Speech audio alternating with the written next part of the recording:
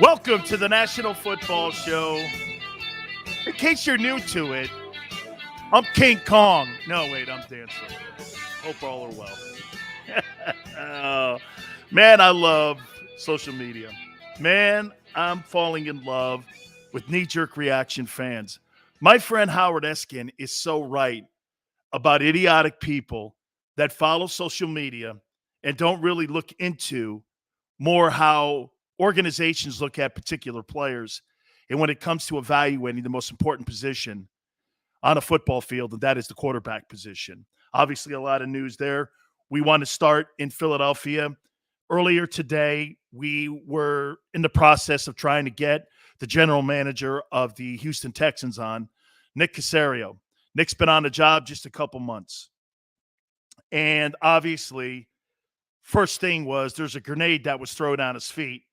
And he's trying to make sure that this thing doesn't blow up and there's so much collateral damage that the Texans and Desean Watson don't get an opportunity to go their separate ways and having too much damage when they end up parting ways. They are going to part ways. It's just a matter of how. It's just a matter of the exit. It's just a matter of the market value.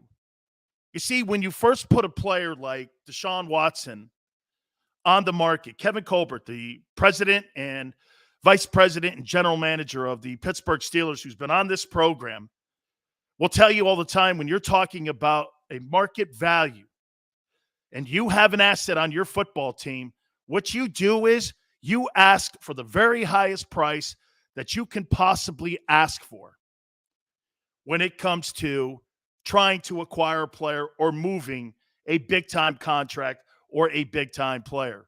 This is the one failure that the Eagles had when it came to trying to move Carson Wentz. Carson Wentz, when they came out and said, and by the way, I'll give you a comment that Nick Sirianni even said today that kind of goes even into the Desean Watson and Eagles rumors about them trying to work a trade. The big mistake that Howie Roseman, the GM of the Eagles, made, what was it? Saying that they had an open quarterback battle. It automatically diminished the value of Carson Wentz. And what ended up happening? You didn't really get two number ones for the guy. You surely didn't get the trade package that the Rams ended up having to give away to the Detroit Lions to get Matthew Stafford. And the way that the 49ers are working the Jimmy Garoppolo sweepstakes right now in the postseason is exactly how you do it. The Eagles were so desperate to get rid of Carson Wentz, they undervalued the player. Even if you thought he sucked last year, wasn't the point. The amount of money and the fact that he's, like Krause said, he's one of 32 dudes in the world that has a job as a starting quarterback in the NFL. That's it. There's only 32 of those babies. No place in the world do you have a job like that. And in a place like Philadelphia. I'm going to put this all together here in a minute. So make no mistake, the Houston Texans are fielding phone calls. And last night, it started to really pick up between the Eagles and the Texans. It seems now that the Eagles have pushed chips in. And I will flat out tell you how I had a conversation with Caserio. Are you ready? And you put the dots into this, and you connect them. Nick, things going, man. Love to see if I can get you on the program. Okay? Hey, man, I hear there's like some people kicking tires now on Desean. Yeah, it started picking up. East Coast teams? Yeah. East Coast teams. I go a lot of them. Quite a few. Just by the deduction, would it be the Patriots? You know that the Texans don't want to trade inside the division or inside the conference.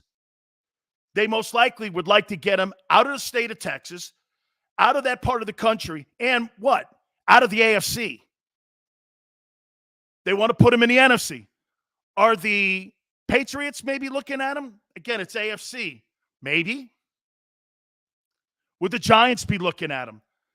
They're kind of still stuck on this kid Daniel Jones. Am I right? With the Eagles, obviously, people have been talking about this move since January. Would it be Carolina? Yeah. Carolina can move off of Sam Darnold at any time. Didn't give a lot up for the guy. Still a project down there. This guy's a top 5 quarterback. With the Dolphins, AFC, but they have the most assets to trade. They could do the most damage, and they have a lot of picks. Denver's also the other team that are in the sweepstakes for Desean. Now, according to Rusty Hardin, the attorney that's representing Desean Watson, these cases won't be heard until next spring, okay? Does that mean he'll be cleared to play this year? Why not?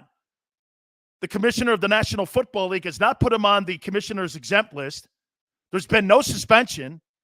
And most notably, there's been no criminal filing charges against him. They've been all civil. What does that mean? That means they're going after his wallet. So confidentiality agreements are being struck from behind the scenes. That's why you're not seeing Tony Busby, the attorney for the alleged women that have filed these charges against Desean Watson. That's why you've not heard anything from him, because confidentiality agreements are being constructed as we speak. Somebody on Twitter from Philly said this to me.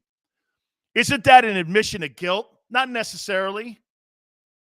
Not necessarily. Sometimes you want stories to go away. Ask Andrew Cuomo and Bill Clinton. You just want stories to go away. And how do you make stories go away? You throw money on it. Then you get a full year of football out of Desean. He's a model citizen in Philadelphia. When he does go in front of Goodell, if he has to go in front of Goodell, because remember, as of right now, he's broken no laws. He's been accused by masseuse on weird behavior. And until you have a criminal lawsuit against him, you know, like Lonzo Harrison Training Day says, it's not what you know, it's what you can prove. But what I love is you start throwing this out. 2-1s and Devonte Smith. What do you think Nick Caserio's going to ask for Desean Watson? Prior to these allegations, I asked Jimmy Johnson if you would take 4 first-rounders for Desean Watson. Do you know what he said? Absolutely not. You look your whole life as a coach for a player like that to play the most important position on the field. A wide receiver? Are you kidding me? Tom Brady made a living with wide receivers that were nobodies. And some would say, well, they only won 4 games last year. Well, their defense was the worst in the league. He had 33 touchdowns and 7 interceptions. That wasn't on that kid. They couldn't run the ball. They couldn't stop anybody. They couldn't get anybody on the ground. It was a poorly coached football team. They had fired the general manager. The owner died. The head coach and the player had a great relationship, and the whole thing was going sideways, and all of a sudden he gets blown out. Then you're running the rest of the way with an interim dude. Okay, well, I don't know. You think that's conducive to winning? They trade away DeAndre Hopkins at the beginning of the year. Best third down receiver in the league. Now get this. You got David Culley there, the brand new head football coach, having to answer the number one question every day after a morning session when you're talking at training camp. What's the latest on Watson? Not how your team is doing. What guys are looking to win battles? Who do you think is going to be somebody that you think will be a player this year in the 2021 season that might be none of that conversation. It's all about Desean Watson. And until they get that anchor around their neck away from them, the Texans are not going to be free. They're sinking slowly. Sinking slowly. They're almost hitting the bottom, like the Titanic crashing to the bottom of the Atlantic. And then you got the Eagles. What do the Eagles land that guy? How about this? You just paid Dak Prescott in Dallas. By the way, head football coach at one time at the Dallas Cowboys. He worked with Jimmy Johnson. He has 3 Super Bowl championships working with Jimmy and a national championship working with Jimmy. We'll talk to Dave Campo. It's Cowboys and Steelers tonight as we get ready for the Hall of Fame game. So that'll be pretty cool. So Once again, we appreciate everybody coming aboard. That'll be at the bottom of the hour. We'll have some Cowboy conversation. They paid Dak Prescott $42 million. You put Desean Watson in the NFC East, he's by far the best quarterback in that division. I don't care what wideout you have on your roster. It's funny. Watch this. Would you give up, who's the best receiver in the league today, for Aaron Rodgers or for Russell Wilson? There's not a receiver in the league I wouldn't go. You can have him. For Russell Wilson, you can have him. For Desean Watson, you can have him.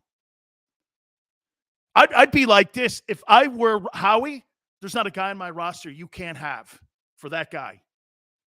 That changes your whole entire makeup of your organization. Didn't I just get through telling you yesterday, if it wasn't for the magic of Brady in New England, does Belichick really have that resume? Without that quarterback, he's nobody. He was fired in Cleveland, and prior to Brady taking over, the Patriots had not won or had a winning season. These quarterbacks, they are in complete control of the destination of a coach's resume. Ask Rex Ryan that. Very seldom do you see what Joe Gibbs did, where you win 3 Super Bowls with 3 different starting quarterbacks. You do everything in your power if you're Philadelphia to get Desean Watson in your building. Now, the Eagles are not going to have 2 number ones next year like people are reporting. We all know that Carson Wentz pick that they got back from Indianapolis, that is a contingency pick. As of right now, that's a 2. He's got to play 75% of the snaps or 70% of the snaps plus the postseason for that thing to turn into a number 1. And if it does, we're talking about 15 to 20 around in there, or 23. Okay? So first rounder, but for Desean Watson, I'm giving up a what now? Let's hypothetically say what their record's going to be. Say they're a 4-12 team again, which they probably will be, maybe worse. You're going to get a top 5 pick, and you're probably going to get the 20th pick. Is that enough for Watson? You know you're going to want a player in return, or a player in return and another high draft choice. Some would go, well, doesn't the sexual cases against him? Yeah, it does, and you're lucky. I'm giving you that scenario with that baggage. Because let me just say, if Philadelphia, maybe any team outside of Miami, you think you were going to go into Houston if there were no sexual cases against Desean and go in there with 2 1s and a Devonte Smith for Desean Watson? The NFL and the Houston Texans would have laughed you off the phone. Well, this guy's going to be a star. I don't like gonna be, maybes. He's got potential. Do you know potential is the most asinine word in pro football history? I don't want to base my career nor my football team's roster on potential. Potential? That's like celebrating prospect night. You know the baseball franchises that always tell you, we got guys down on the farm, and boy, these guys are going to make a gigantic impact. Hang with us. Help us build this thing. 1-800, take advantage of my fan base season ticket, dude. Give me a break. Okay? Give me a break. Now, you add this dynamic into it. So Nick Sirianni came out today, after the morning session pads practice. He was asked about Jalen Hurts. I'm paraphrasing, but do you know what his statement was? Hey, coach, are you ready to name Jalen the starting quarterback going into 2021? Here's the coach's response. No, look, we just want him to really work hard and keep getting better and better. I'm not there yet. You're not there yet. I know all of you want to make him the next coming of whatever. Head football coach hasn't went like this. He's wowed me. We want him to, he basically wants him to earn it. Earn this thing. Now, will he be the starting quarterback? Most likely. Hear what I said? Most likely. Because you don't have anyone else. If he had an open competition, here, if you put Jameis Winston in that quarterback room in Philly, he beats him out. You put Sam Darnold in that building with Jalen Hurts, he beats him out. Jalen Hurts was never drafted to be the starting quarterback of the Philadelphia Eagles. Now, have we seen guys drafted in the past that turn out to be the dude? You'd have to think Tom Brady wasn't drafted to be the starting quarterback in New England when they had just given all that money to Drew Bledsoe, right? They were probably thinking that, hey, we've got a nice maybe potential backup here for the guy, and he could back up the guy forever, and it'd be a nice dynamic, like a Frank Reich deal in Buffalo when Frank was backing up Jim Kelly. Was there forever, right? That'd be a nice scenario, correct? So does Jalen, what was he, 52% completion percentage last year? I don't know. I can name you 10 backup. You think Garoppolo could go into Philly and win that job? I don't think I think he'd take him one day. There's something about starting quarterbacks that when you get them in the room, they're the guy. Remember that guy, Eric Kramer, that played for the Lions? I think he played a little bit for the Bears, too. I played against him, too, and I think I was a teammate of his, actually, in Detroit. When you had a guy like Rodney Peete or you had a guy like Eric Kramer, these are old school guys that were in the quarterback room when Barry was up there, and I was up there for a cup of coffee. And then you put a dude in the room like an Andre Ware, who did not know how to run an offense. It is so evident to everyone on the roster, on guys that can run the team, guys that can't run the team. You see it. They command the room. They command the huddle. There's an organizational thing that you see once they break the huddle. Everyone knows where they're going. Audibles, check with me's, O-line is in sync, odd or even when it comes to the D fronts. And when you get a guy in there that's not sure, you get inconsistency. You hear guys saying, what's the snap count? That's where the Eagles are with Hurts. You put a guy like Watson in that room, change it. How about this? You're not trading away maybe Zach Ertz. If Desean Watson comes to Philly,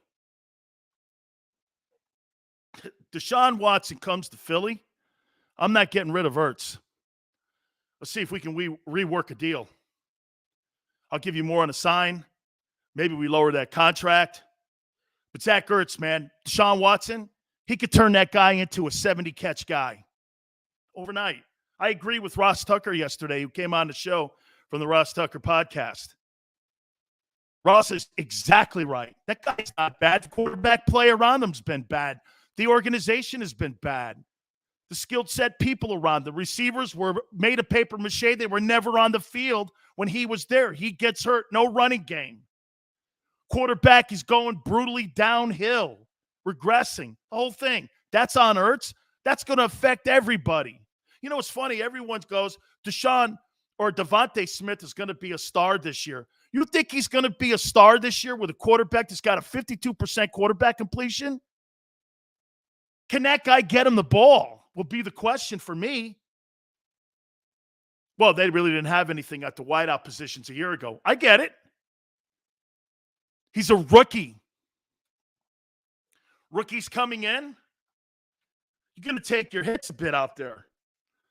NFL referees are going to make sure of it. Now, you look at this. Here's the other option. And here's the other thing you got to look at if you're Philly. Okay, the collateral damage that some fans are going to have with you going out and potentially recruiting a trade with the Texans because of all these allegations against Watson. I don't know how that pertains to you. I don't want a quarterback with that reputation on my team. Really? You think the ownership cares about that? The only reason that this deal has not been picked The only reason that this has not been picked, and the only reason that this deal has not gone down, is because of these sexual cases and because of the things that have gone on. Or this deal would have been constructed in February. It would have went down in February. So the bottom line, once again, comes down to, let's do it this way, okay? The Eagles got to figure out what is and what are the cases that are pending right now in litigation, if there are any, when it comes to civil suits. What is the NFL's direction going to be? What is the NFL's game plan when it comes to Desean Watson? Is it going to be, okay, well, he's going to be suspended. Okay, how long? Remember something. We said this at the top of the hour. This is all civil suits. They're taking calls now. So obviously, something has popped up. And it's popped up because of what? It's popped up because the Eagles, the Dolphins, the Broncos, and other teams are kind of getting a direction from Park Avenue. These cases aren't going to be heard until next spring. And he's going to play this year. Okay? He's going to have an opportunity to play ball this year. It's not going to be in Houston, though. All right. Today is the Hall of Fame game, and I'm so looking forward to it. It's Cowboys and Steelers. One of the coaches that coached there in Dallas as a head coach, he was a defensive coordinator. He was a defensive back coach. He coached with Jimmy Johnson. One of our dear friends, the former head football coach of the Dallas Cowboys, Dave Campo, will join us. He'll join us next right here on the National Football Show. I get scared sometimes. Of a lot of things. Joining in. Decisions. The dark. The dark. But I once heard someone say, But as I always say, it's okay to be afraid. as long as you face the fear. And keep moving forward. Wherever you are in life, count on the name trusted in insurance for over 80 years. Independence Blue Cross. The savoring taste of a good bag of beef jerky is so enjoyable at any time of the day, as long as you can find it. Here's what we suggest. Pure Bull Beef Jerky is our answer, and soon it will be yours. Locally produced in the Philadelphia region, this high-quality, healthy protein snack is easy to secure. Go to steersnacks.com, and you'll see hot garlic, tropical heat, Pure Bull dry rub, and our favorite, Huck and Fod. What's that? Huck and Fod. Go now to steersnacks.com. Welcome to the Wildwoods, the perfect place where you can safely do everything or nothing at all. Catch a wave, take a nap, go for a drive, grab a bite. It's your vacation, and we're doing everything we can to make it a safe one. The Wildwoods. Your vacation, your way. The International Brotherhood of Electrical Workers, Local Union 98, is a proud sponsor of The Labor Show with J. Doc and Krause every Saturday night from 6 till 8 p.m. IBEW Local 98's highly trained and superbly skilled electricians are the best in the business, setting the highest safety standards in the electrical industry. So when you're planning your next industrial, commercial, or residential project, choose an IBEW Local 98 union contractor. Learn more at ibew98.org.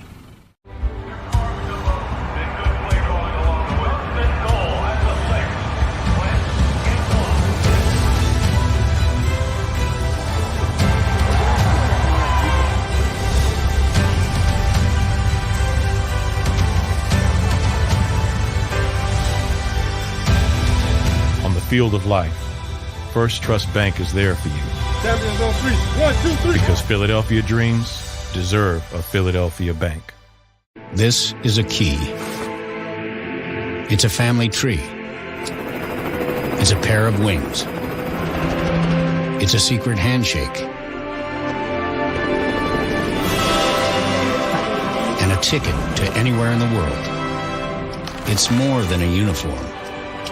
It's the door to a world most people only dream of. There's Strong, and then there's Army Strong.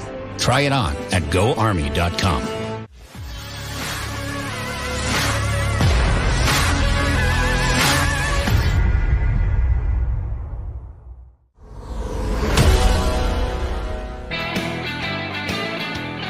Welcome back to the National Football Show. Dan Sileo here.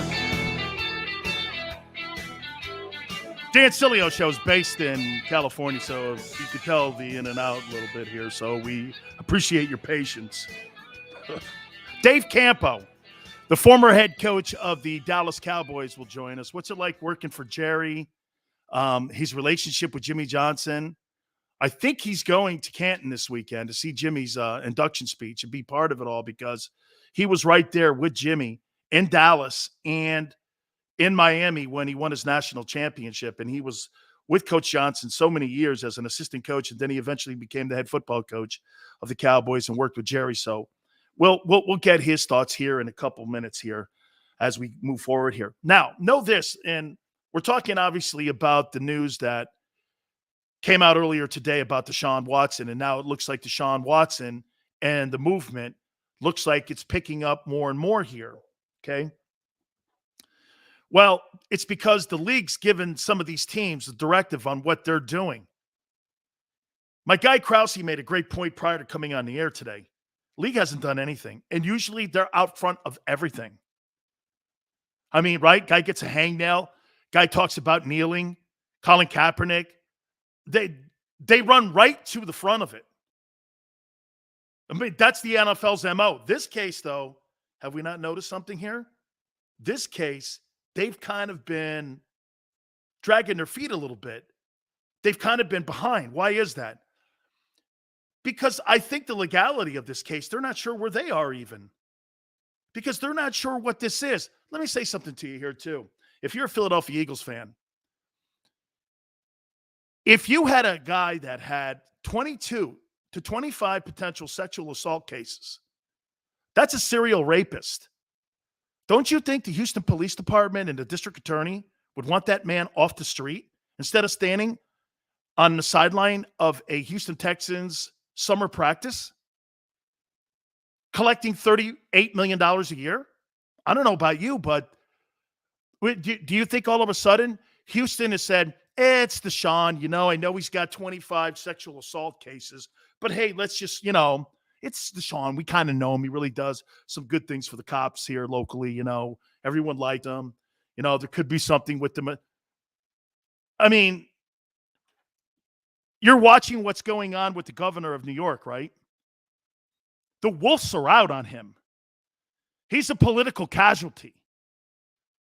Don't you think the Houston Texans, the NFL, would make Desean Watson a collateral damage? And he would be disposed of? You can't do that because guess what? They're not sure what they're handling here. League doesn't want to hurt the Texans' ability to move him. And the league doesn't want to hurt the kids' opportunity to potentially make more money and continue to play. What does that tell you? This is about public relations damage now. How do they get out of this? You mean to tell me you think the NFL doesn't know what this case is already? All right.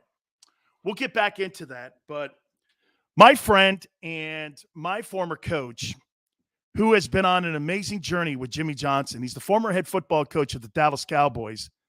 He is our friend Dave Campo. And Coach Campo joins us right now here on the National Football Show. And Coach, I got to start it out by saying this to you. You look great. And secondly, this weekend, I think we're all going to be watching Coach Jimmy Johnson this weekend as he goes into the Hall of Fame. Just some of your thoughts as he gets ready for that induction speech. Well, good to see you, Dan, and appreciate you having me on. And I'll tell you this right now, I'm extremely excited for Jimmy. I'm going to actually go up. I'm going to be at the induction in a Cowboy party that they're having for all three of the guys, Jimmy and Cliff Harris. And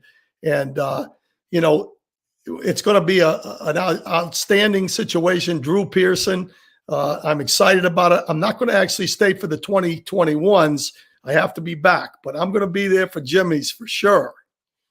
You know what, Coach? That journey that we started in Miami, and I know you knew Coach Johnson before that, but, I was telling people the other day, my GAs were Tommy Tuberville, who's the United States Senator, and my other GA was Chuck Pagano, and these guys used to check beds, and Coach, I never realized how great that coaching staff, pretty much 90% of that coaching staff would go on to Dallas and be involved in around the 3 Super Bowl championships. Did you guys know there was something special then when you guys got together in Miami? Well, we knew that we had a good staff. And I think that, the thing that stuck out to me was that was one of Coach Johnson's strengths, is putting things together, whether it's players, he was excellent at evaluating, and also with coaches. I went down for the interview and I spent very little time with Jimmy because Jimmy had already checked me out pretty well, but he wanted to make sure that I was good with the staff and the staff was good with me. And I think that's what made him stick out. He felt that when those coaches came back and said, hey, Campo's the right guy, then it's going to fit in. The crew's going to be there. And that's the way Jimmy worked. And it was great getting down there. And, for me, it was a tremendous step in going in the right direction as well. Coach, I tell everyone, man, I think all you guys just had your chins down the whole time like the players did, and we never, ever really looked up.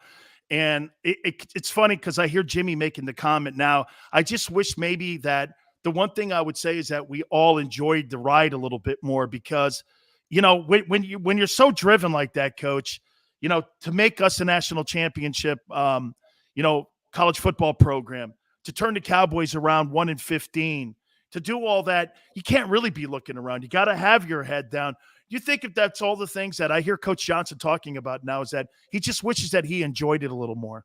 Well, it's tough. I mean, you go into a ball game and I think the players don't look at it exactly the same because, when they're going in, they're worried about lining up against that guy across from them, as you know. And if you're a defensive lineman or an offensive lineman, it's a battle every second, as you know. The coaching staff, it's really rough on you mentally to go into even a ball game. But the one thing that I know about Jimmy was he's changed since he stopped coaching. He's really mellowed quite a bit. And I'm glad because I think it's going to give him some longevity, on this planet. But he was, very tunnel visioned. And, that was part of the way he operated. He kept the coaching staff and the players a little bit uncomfortable, which I'm sure that you knew as a player playing for him. That was part of his deal. He wanted everybody hungry. And, he knew how to put things together. I think his psychology background, he knew how to push the buttons on the players and the coaches. When we first got there, Dan, we were the lowest paid assistants in the league. And that was by design. That wasn't Jerry Jones. That was Jimmy Johnson. He wanted us looking forward and looking at what was going to be down the road if we did things the right way and did them good. I got to show you this, Coach. Those are all, see, every one of those game balls. One, two, three, four, five, six. I got 6 game balls. They've all been given to me by Jimmy at the University of Miami. And somebody always tells me, they go, what is your, and I got a national championship ring back there. But I go, those footballs that were given to me, game balls by Coach Johnson. I mean, nothing like being rewarded. I'm wondering like that too when assistants too, because he just knew how to punch all the right buttons, didn't he? Yeah, he's one of those guys that would get on you and be tough with you. But when something good happened, he'd grab you around the neck and hug you, and I think the really good ones are like that. You can't just always be grinding. There's got to be some things. Our coaching staff, every Friday after practice, we went to On the Border and everybody was together and everybody was laughing and there wasn't any football talk. It was about us, family. The wives came down. He could relax once in a while, but when it was close to game time, or practice, there was no relaxing. Coach, I got to tell you a little secret because I told the guys this in Dallas because, I was at the first training camp. I was there in Dallas when you guys first got there. I was in the room with Coach Landry when he came in and told us that he had been fired. And they all ask me, what is it like? And I used to say this to them. I go, well, when we were at Miami, all these coaches would get in their gear, and Jimmy made these guys go on this noon run. And half of the decisions on the roster were made on the noon run. I go, you may be a starter or you may not be a starter by the time these guys come on. I told someone, Brown goes, what do you think happens to me here? I go, for you, I'm not sure. I think this run's really big. So, I mean, that noon run, that's how Herschel Walker's deal got constructed. Listen, that Herschel Walker deal, Dave Wanstead thought Jimmy was nuts and told him so.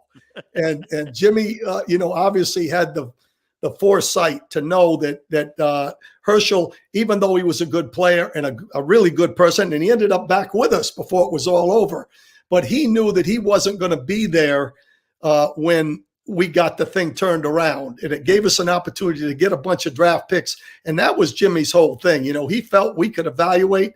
He felt our staff could evaluate, and we knew guys that had a chance to play.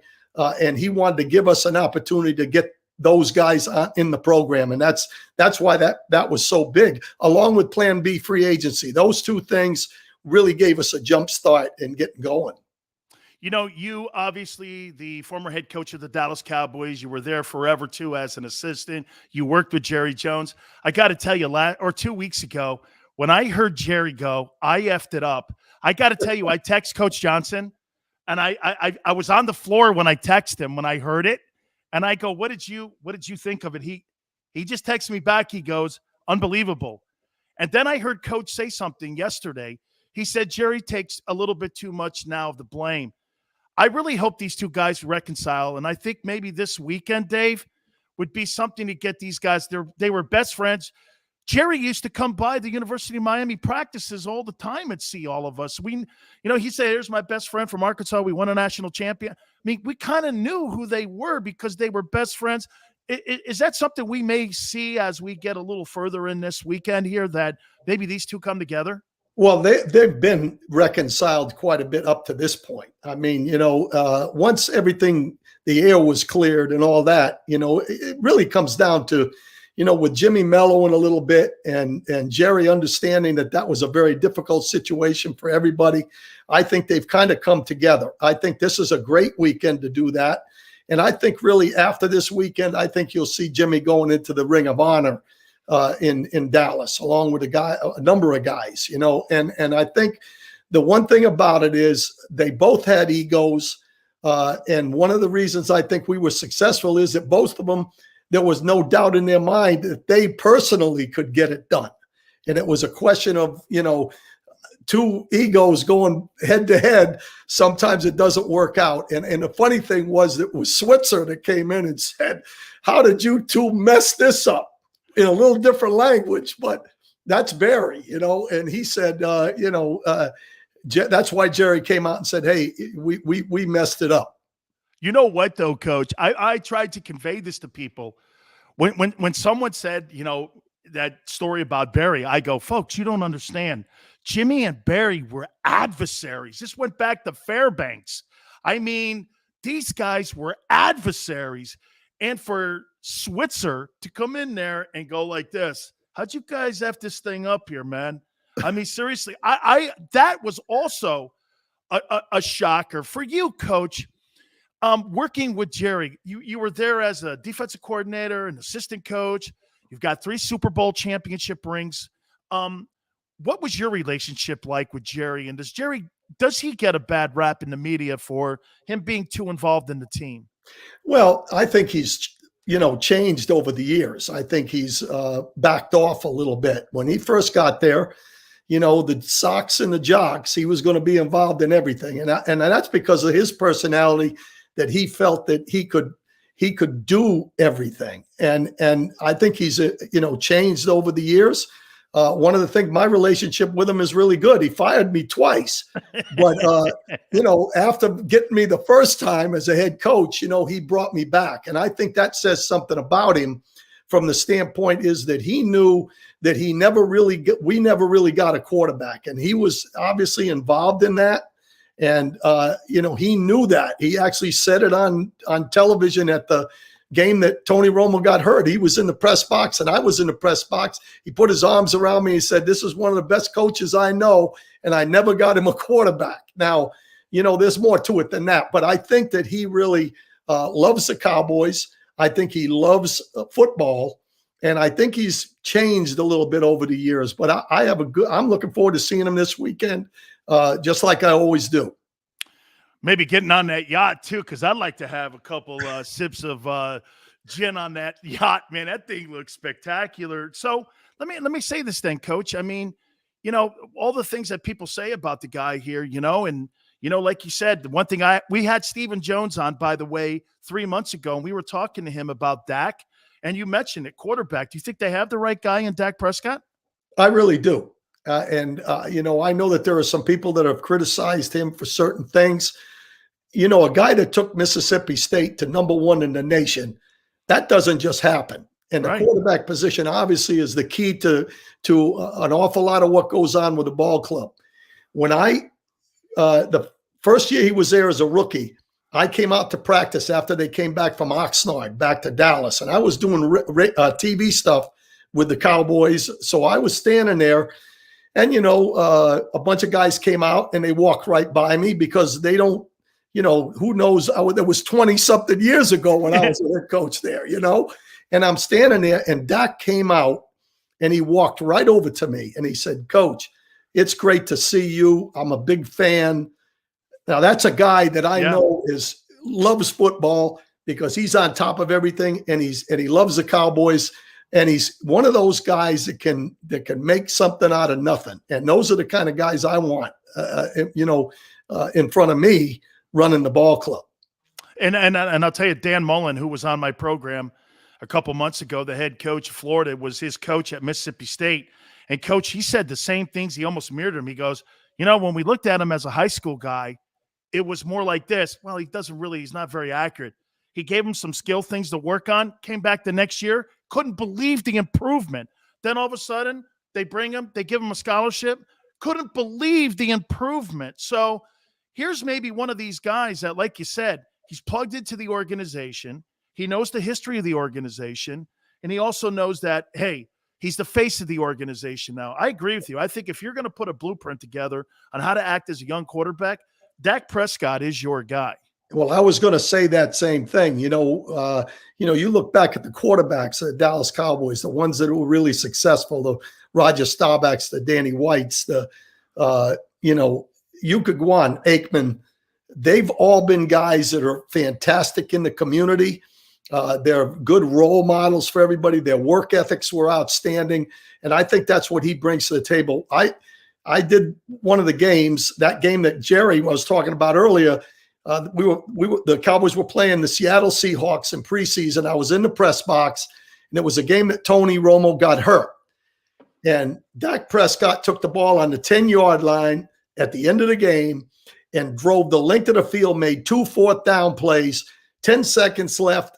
He runs up, takes his time, clocks the ball, they kick a field goal, and there was pressure on him. The Hawks had a pretty good defense, and they were coming after him. And I said right there in the booth, I said, "Guys, this guy's got something special. I don't know how good he's going to be, but he's got something special." Coach, 2 last questions here for you. I bring this up with brand new head coaches that come on my show, and I had Frank Wright a couple months ago as well. And we were talking the biggest transition that assistant coaches. Coach, you're one of the most successful assistant coaches the Cowboys have ever had, and that's why Jimmy hired you. That's why he was with you.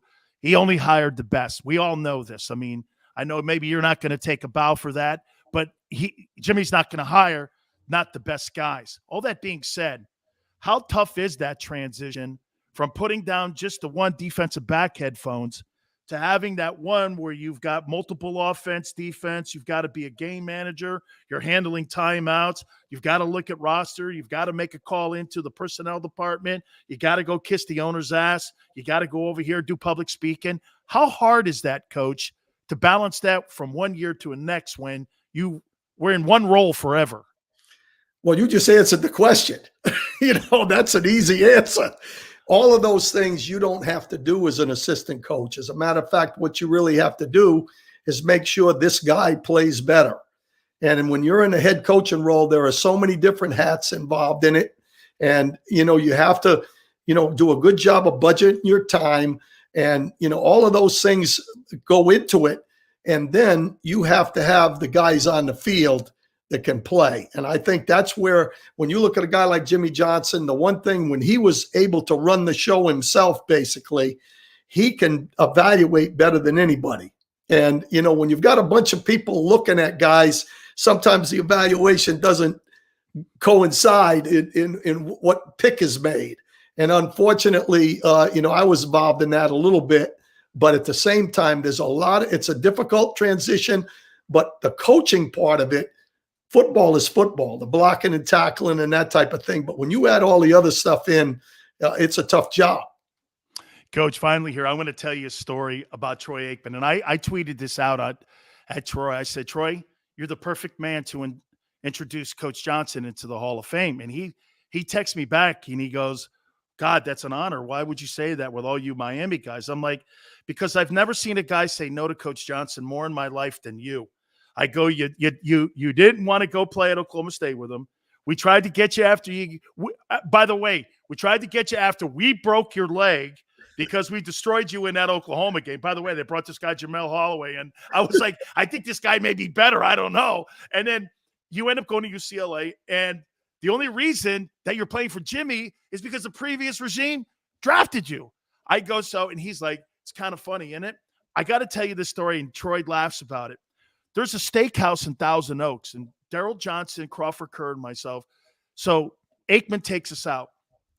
He goes like this. So Jimmy drafts your boy, huh? I go, Steve Walsh? He goes, yeah. I go, let me ask you something. Are you really concerned about that? He goes, no, he just wasted the first-round draft choice. I go, oh, he wasted? I go, okay. I go, let me ask you something here. Do you think Jimmy Johnson cares about friendships when it comes to first-round draft choices or any of that? He goes, well, I go, Jimmy's loyalty is to winning. There's nothing else but winning. Troy, I love Steve. He's a Hurricane. I will never talk trash on another Hurricane. But if you think that guy's going to be the starting quarterback of the Dallas Cowboys in 10 years, you're high. He goes, oh, we'll see. I mean, I thought it rubbed him the wrong way. And I looked at him and I go, you're kidding me, correct? He's like, no, that's Jimmy's boy. I go, it doesn't work like that with him. I told him that story. Coach Johnson laughed. Well, that's the truth. And I think, again, that was a foresight of knowing that he could get something from Steve. He liked Steve. He knew he was kind of a winner and he could get something from him, which he did. He got quite a bit from New Orleans. And Troy, again, you say, he had all these negatives, including the fact that Jimmy said, I'm not sure that Steve is the better quarterback. So, to put a little bit of fire underneath him. So, that was Jimmy's style. He knew how to push buttons, and Troy was a tremendous competitor. And, that was going to be, something that he wasn't going to let happen. He was going to be the guy, and that's it. So it was a great run. It was fantastic. Tell you this, you guys need to make shirts after this weekend called the Miami Mafia. Wannstedt, Butch Davis, yourself, Dalrymple, Wannstedt, Coach Johnson, maybe throw Norv in there. You guys have to have like the Miami Mafia guys in there because you guys, man, you guys stuck together, man. You guys went everywhere and won. It must have been just a great ride, Coach. Listen, it was a great ride, but you don't do it without players. Yeah. And you obviously were one of the best players at the University of Miami in their history. So how important it is to have guys that can make plays. And we got them, and we were fortunate to get them. And, it all started with Troy, and then it all started with Michael Irvin. Yes. In there. And then Troy, and then Emmett, and then you surround them with guys that are winners. You got a great chance. So we're excited, and we're excited for Jimmy this weekend. He deserves it. That was a tremendous, tremendous job. I'm gonna leave you with one more thing, Coach. I'm just gonna throw this at you there, and just okay? Maybe the best ever. Yeah. Unfortunately, for the situation. Right, absolutely. I was so proud to play next to him at the U. Coach, thank you so much. I love every one of you guys. The true mark of a great coach is not coaching you in the present, but coaching you in the future like you guys do to all your guys. that produced every one of you guys, Dave, Butch, Jimmy, of course, every one of those guys I could call to this day. It's like we hadn't stopped talking like 2 weeks ago, right, Coach? I appreciate you doing this, Coach. Absolutely. And the only thing I regret out of all of this is Hubbard Alexander and Joe Brodsky and, guys that were with us, Joe Avisano, that they can't be there up at that when Jimmy accepts that tremendous award. Coach Axe. Absolutely. Coach, thank you so much. I appreciate it. You're welcome, Dan, and thank you for having me on. Have a great day. You bet. All right. That is Coach Dave Campo, the former head coach of the Dallas Cowboys. We'll take a timeout. You keep it here on the National Football Show. I get scared sometimes. Of a lot of things. Joining in. Decisions. The dark. The dark. But I once heard someone say, But as I always say, it's okay to be afraid. as long as you face the fear. And keep moving forward. Wherever you are in life, count on the name trusted in insurance for over 80 years. Independence Blue Cross. The savoring taste of a good bag of beef jerky is so enjoyable at any time of the day, as long as you can find it. Here's what we suggest. Pure Bull beef jerky is our answer, and soon it will be yours. Locally produced in the Philadelphia region, this high-quality, healthy protein snack is easy to secure. Go to steersnacks.com, and you'll see hot garlic, tropical heat, Pure Bull dry rub, and our favorite, Huck and Fod. What's that? Huck and Fod. Go now to steersnacks.com. Welcome to the Wildwoods, the perfect place where you can safely do everything or nothing at all. Catch a wave, take a nap, go for a drive, grab a bite. It's your vacation, and we're doing everything we can to make it a safe one. The Wildwoods. Your vacation, your way. The International Brotherhood of Electrical Workers, Local Union 98, is a proud sponsor of The Labor Show with J. Doc and Krause every Saturday night from 6 till 8 p.m. IBEW Local 98's highly trained and superbly skilled electricians are the best in the business, setting the highest safety standards in the electrical industry. So when you're planning your next industrial, commercial, or residential project, choose an IBEW Local 98 union contractor. Learn more at ibew98.org.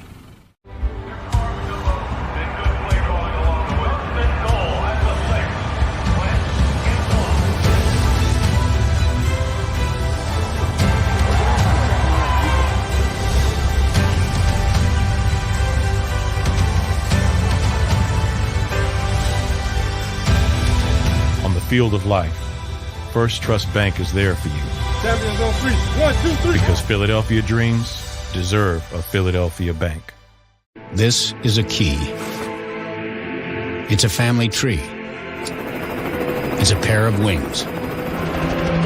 It's a secret handshake. And a ticket to anywhere in the world. It's more than a uniform. It's the door to a world most people only dream of. There's Strong, and then there's Army Strong. Try it on at GoArmy.com.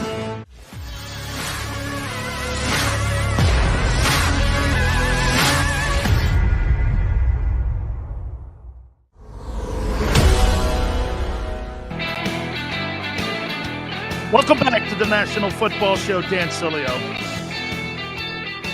There's so many snowflakes on Twitter right now.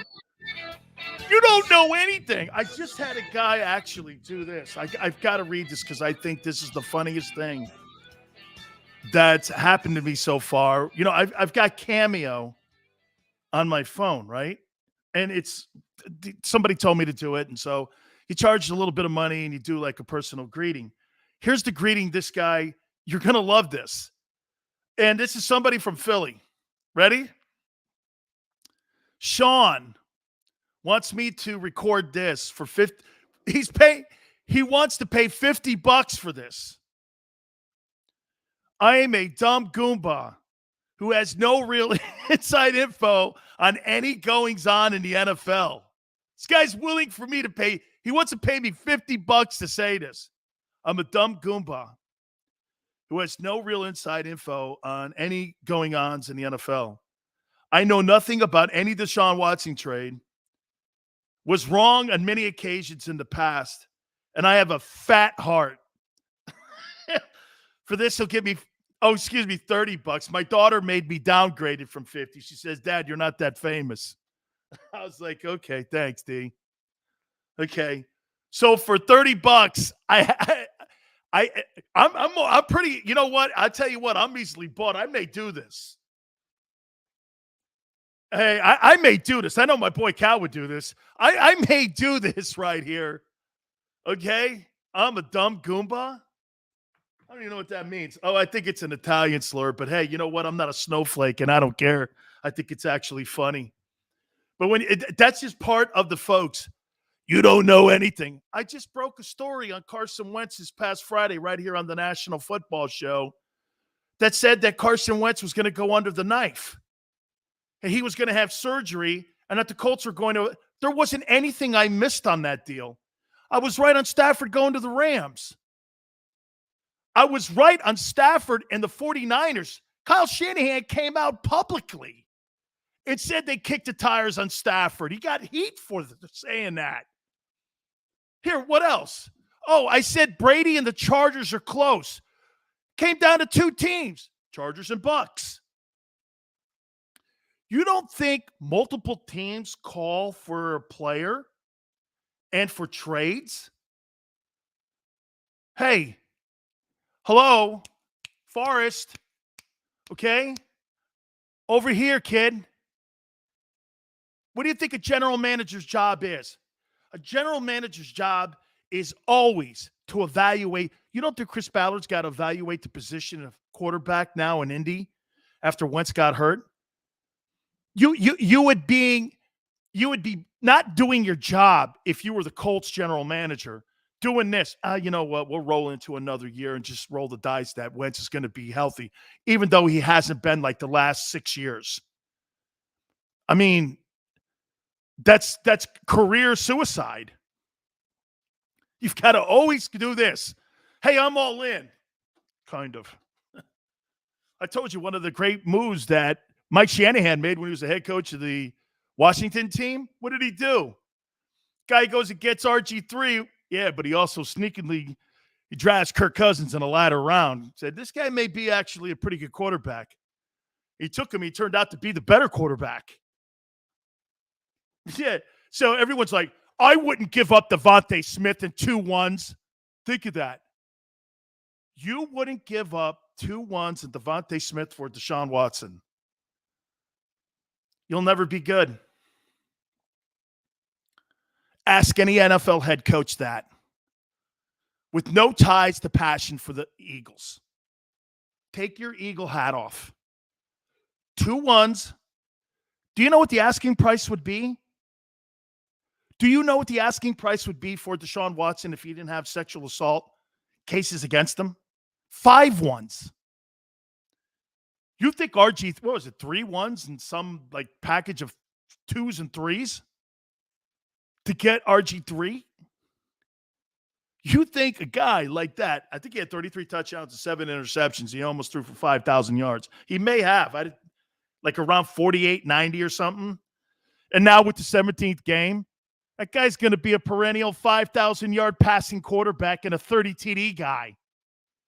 You've like never had that in your building. Right? What's this? So Eagle guy goes, man, you see this receiver here? This kid may be a really great player. Hey, and I'm with you. But that dude is a great player. And he's 25. I mean, I think Desean Watson's 25 years old. I'm not passing on that. I'd be like this. Okay, here's my roster. And you can have anybody you want on it. And I'll only give you 2 1s, though. Give you 2 1s. And they can't, they have to be obviously in progressive years because we don't have to unless this thing turns into a low pick in the first round if Wentz plays. That's why Eagle fan better be praying that guy gets on the field soon. Because then you do have 2 1s. Then you can make the deal. But right now, you think Nick Casero's looking at that, right? Well, that's not a 2. That's going to be a 1 yet. As of now, this guy just went under the knife for foot surgery. Now, that's not catastrophic. I'm all right with that. I'm not talking knee or neck, like a Peyton Manning deal. So much to hit on still. Hall of Fame game 2 today. All of that going on. Hour number 2. Hey, we're going to hit on Urban Meyer a little bit. We will reset the deal for Desean Watson and the Eagles. We'll do that at the top of the hour. We'll do that all next. You keep it here on the National Football Show. I get scared sometimes. Of a lot of things. Joining in. Decisions. The dark. The dark. But I once heard someone say, But as I always say, it's okay to be afraid. as long as you face the fear. And keep moving forward. Wherever you are in life, count on the name trusted in insurance for over 80 years. Independence Blue Cross. The savoring taste of a good bag of beef jerky is so enjoyable at any time of the day, as long as you can find it. Here's what we suggest. Pure Bull beef jerky is our answer, and soon it will be yours. Locally produced in the Philadelphia region, this high-quality, healthy protein snack is easy to secure. Go to steersnacks.com, and you'll see hot garlic, tropical heat, Pure Bull dry rub, and our favorite, Huck and Fod. What's that? Huck and Fod. Go now to steersnacks.com. Welcome to the Wildwoods, the perfect place where you can safely do everything or nothing at all. Catch a wave, take a nap, go for a drive, grab a bite. It's your vacation, and we're doing everything we can to make it a safe one. The Wildwoods. Your vacation, your way. The International Brotherhood of Electrical Workers, Local Union 98, is a proud sponsor of The Labor Show with J. and Krause every Saturday night from 6 till 8 p.m. IBEW Local 98's highly trained and superbly skilled electricians are the best in the business, setting the highest safety standards in the electrical industry. So when you're planning your next industrial, commercial, or residential project, choose an IBEW Local 98 union contractor. Learn more at ibew98.org.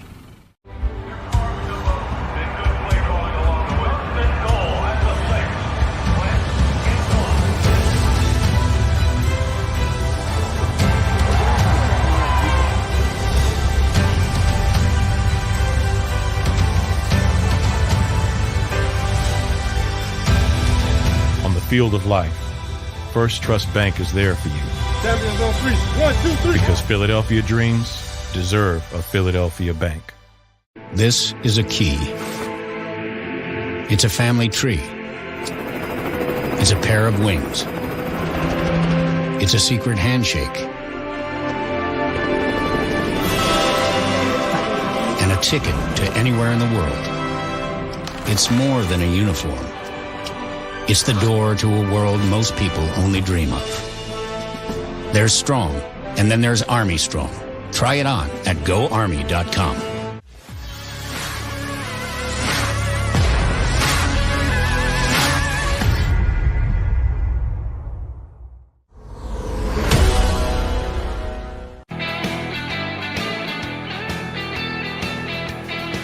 It's my shades.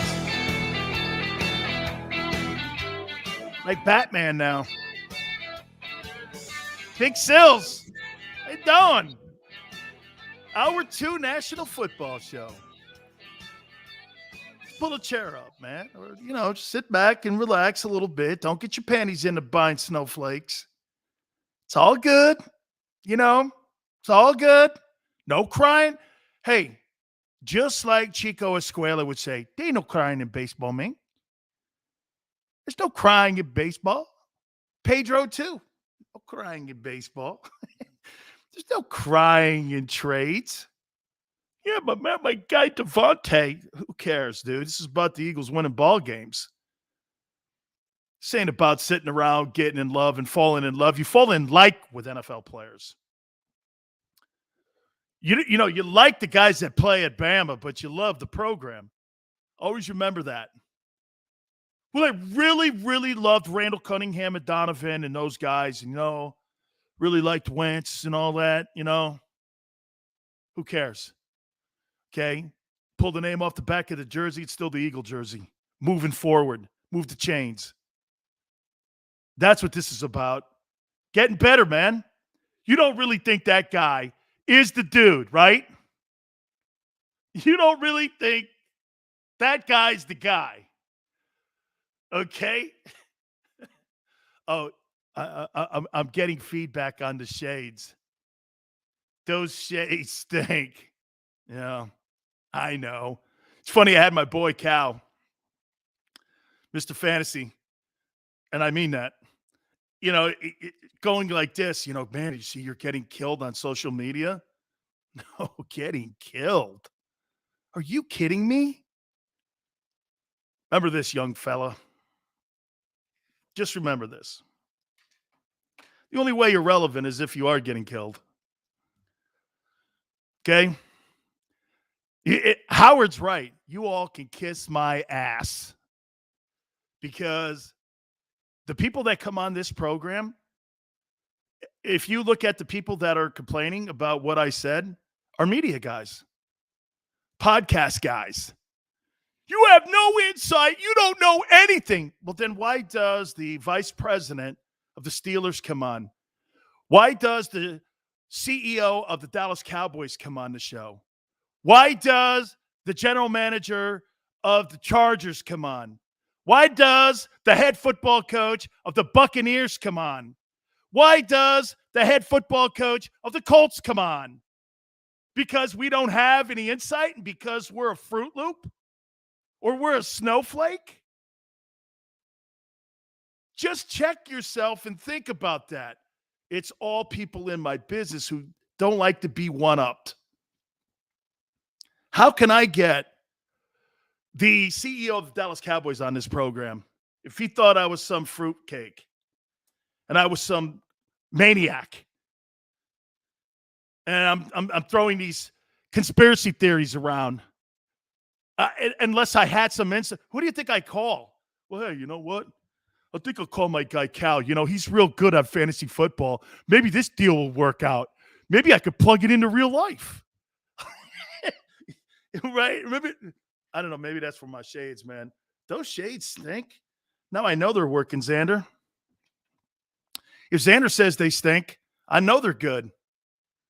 All right. So what's the market value for a guy that's got sexual harassment cases against him?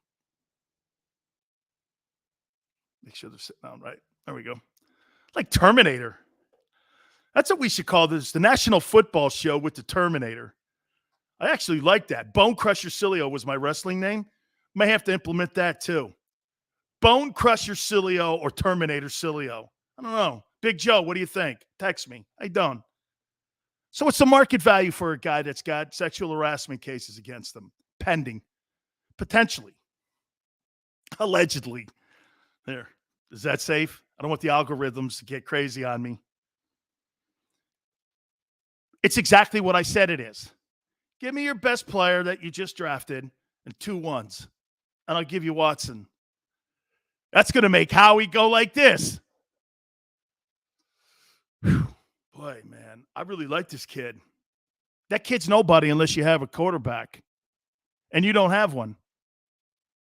That's what Howie looks at. All the people in Philly are going, this guy's a great player. Yeah, with a quarterback. If you put Taysom Hill in the room with him, he's not a good quarterback. If you put a quarterback in the room with Devonte Smith and he can't get him the football, he's not a good player. Look at what happened to Odell Beckham. You got a quarterback that was so chaotic in Cleveland that he was never a factor when healthy. What was it, 60 yards a game? It was like 60 yards a game, right? Down from 97 yards a game when he was in New York. Odell. So wait, you think that Devonte Smith would be better than Beckham? Okay, that's what Philly guy. If you go on my Twitter page, Philly guy is making it seem that Devonte will be better than Odell Beckham or Jarvis Landry or DeAndre Hopkins. When you're talking to me about DeAndre Hopkins and guys like that, boy, those are really good football players. Okay? Receiver up in Green Bay. What do they all have in common? They got a star quarterback there. That's what they all have in common. You don't have a star quarterback. You got a dude in Cleveland.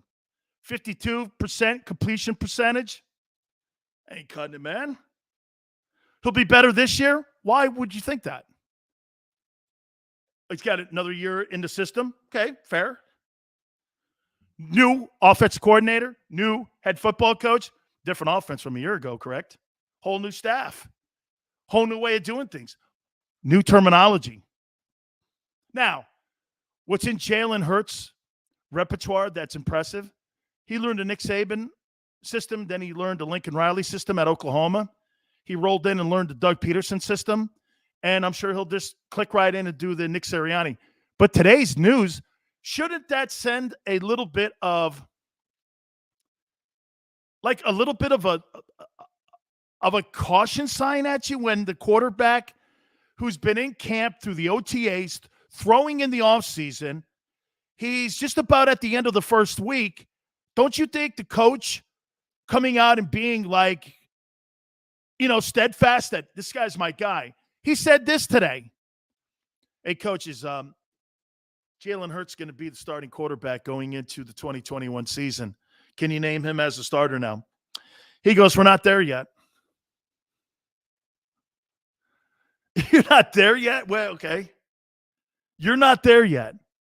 I mean, it's not like he's competing against Ron Jaworski or like Donovan McNabb.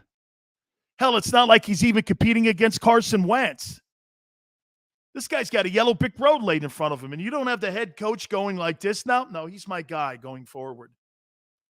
Now, does that mean he's not going to be? No, I'm not suggesting that. But I find it funny. And, you got everyone go, oh, my God, you don't know this. So you don't think the Eagles are going to try to trade for this guy? Knowing full well that I don't really think they have the – I'm not sure 2-1s and Devontae is going to be enough. If I'm Houston, I'm going to go to Miami and go, give me 3 number 1. Look at what Dolphins just did. The Dolphins just traded that 3rd pick. Look at what they did when they got the 3rd pick because of the Jeremy Tunsil deal. Look at the assets that Chris Greer has now down in Miami. You know one thing about the Dolphins and their situation? We've had numerous people on from Miami, and they all come to the agreement on this with Tua. I don't know. Right? I don't know. So don't think that they're not, with all the collateral that they have built up and all of the assets that they have built up, they're not on the horn with the Houston Texans. And get this, they've got 2 tracks that they could potentially lay down here. Actually, there's 3. You hope Tua is the guy. You invested in him. You traded up to get him. He's a top 5 pick. You praise the guy. I'm not praying against the kid. That's the perfect scenario, because then you keep all your assets and you can win games building the team around the way you want to build it. Here's the other one. Aaron Rodgers is not playing another year in Green Bay. Do we all agree? Now, look, I don't know. They may be trying to reconcile that thing. Last couple days, it seems like the GM and the quarterback are trying to make it happen. I don't know if that lasts. Rodgers doesn't look like he's a guy that goes a long way with relationships. Or you can deal for Watson. You put those tracks all out there. That's what every GM in the NFL does. Jesus criminy. Don't you know how it works? You think one team calls on a guy and that's it? There's numerous teams that call on these guys, and they have multiple tracks laid out. Just like in a draft. If a guy takes a player prior to your pick, You've got multiple boards that you're going to go off of. It's common sense. Just because the Eagles are in a position to put a package on the table, they've got 5 weeks to figure this thing out. Because, look, we know David Culley, the new head football coach there, in Houston. Dude, he's not starting Desean Watson. Do you know, get this, do you know that he was wearing a defensive back's jersey? I saw him playing second team scout team, defensive back. They don't even have him playing quarterback right now. Because, the only I know people are doing this. What if he plays for the Texans this year? You know what he's doing with the Texans? He's not taking snaps. He's the second team safety. Did you see him wearing the number? I think he was wearing number 22 or something. The only reason he's in camp is because he doesn't want to be fined $36,000. It's the only reason. He's getting ready for the upcoming year. No, he ain't. That guy ain't playing it down for them. You get that dude hurt, Nick Caserio could turn his name tag in because he ain't gonna be the GM of that team that long. It'd be the shortest tenure since that Pope died, when he was only in office for 30 days. That's what this guy would be if Desean Watson gets hurt. Okay? It ain't happening, man. I'd be like this. Make sure that guy, there's nothing wrong with him. If you got to put him in a formaldehyde jar, I don't care what you do. The only way the Eagles are in the conversation here, only way they're in the room, is because that guy's got those assault charges hanging out there. Now, let's look at the city. I don't want a guy like that on my team.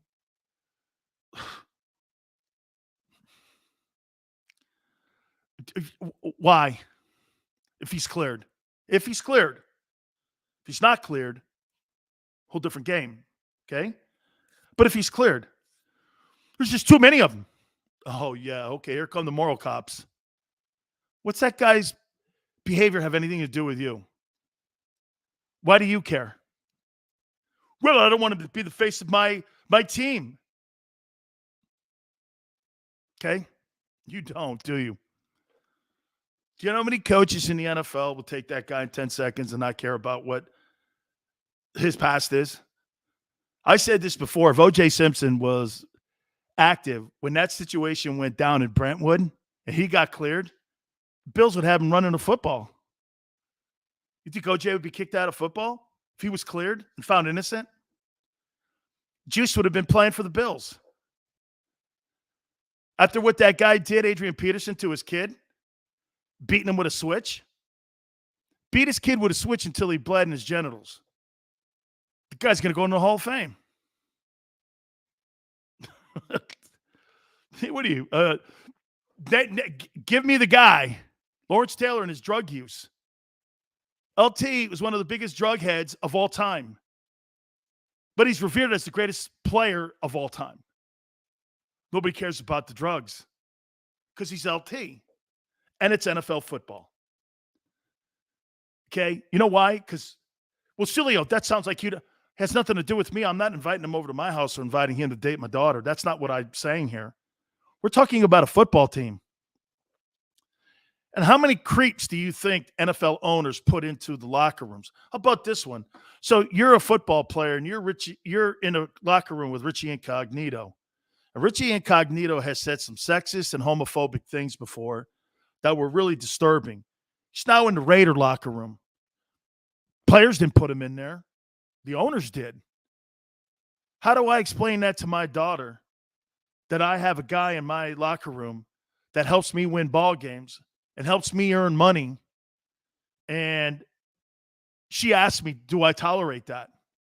Well, honey, he makes us a lot of money. Oh, so money's more important. Yeah.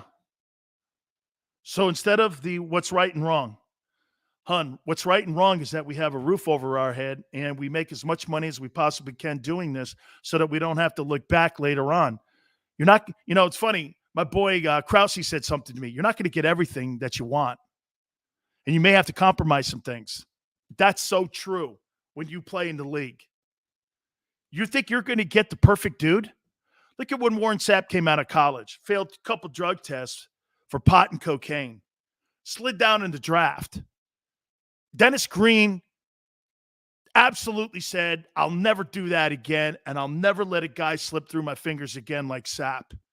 So when Randy Moss came the next time into his possession, he drafted him when he was in Minnesota. He wasn't going to let that get in the way.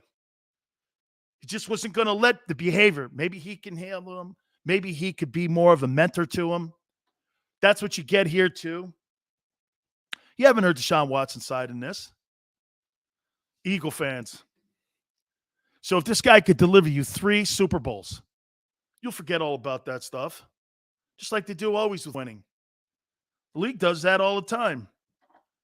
You know what's funny? It just depends on who you are. You know, Tom Brady has a child out of wedlock. No one ever brings that up. Cam Newton has a child out of wedlock. He's not a very good father. And I was always like, wait, what? Nobody brings that up in Boston. Why are you bringing it up in Carolina with Cam? Got to throw that shade around Cam like that? Believe me, there's no doubt. This is the first question that'll be in Philadelphia by the media. Cam, what about all these charges against you? What do you think the city's going to think of you, man, coming in here being the face of the team? Desean will come in here and he'll do this. Watch this. He'll come into Philadelphia and he'll do this. Watch this. Hey, man. You know, I made some mistakes. And I'm hoping that Eagle fans will be with me in this journey as I move forward. Now, I want you all to know this. As long as we don't have criminal cases against them and criminal charges, once we start going into the criminal angles, that's when we got more of a problem with me, and I would start doing this. Okay, wait a minute here. But we're in the civil cases here. As of 5:22 Eastern Time, 8/5, I'm telling you, we're here civilly. Civilly. I'm taking this guy and I'm putting him on my football team. You want Devonte? And you know what, too? Eagle guys like, Devontae's. You keep a wide receiver that you may never get a quarterback to throw him the ball to. If this opportunity passes Eagle fans, you'll regret it the rest of your life not getting him for that guy. If you're Howie, you somehow get him off that deal to keep him in the room for Desean. Because look, the Houston Texans are going to ask for astronomical picks. And the deal on the table, that doesn't necessarily mean both sides are going to agree on this. I wonder I haven't found out yet what the Dolphin deal is.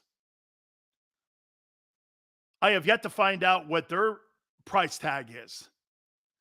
I don't know what Carolina's, but see, what Carolina and the Dolphins have that the Eagles don't have, you can send back more of a prospect at quarterback in Tua and in Sam Darnold to Houston.